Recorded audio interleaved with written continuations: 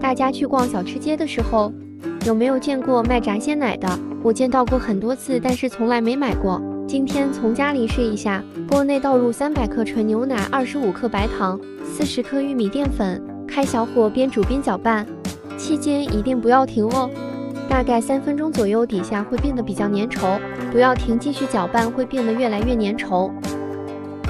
等最后熬到它的状态特别粘稠，像浆糊一样，我们给它倒在一个长方形的模具内。我直接用的饭盒。最后把表面刮平，等晾凉了，放冰箱里冷藏4个小时。冷藏好后拿出来，直接倒扣脱模。之前我做过烤牛奶，和它的做法是一样的。再给它切成宽2厘米、长8厘米左右的长条。现在的状态有点像果冻。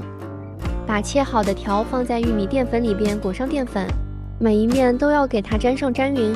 再放入打散的鸡蛋液中，再给它沾满鸡蛋，洗个鸡蛋澡。最后放入面包糠里边，再给它打个滚，沾满面包糠。下面就是准备来炸鲜奶了，油温大概5、6成热，放1根筷子下去，底部冒小泡泡，下入鲜奶条，等稍微定下形，再用漏勺给它撑一下，防止粘在一起。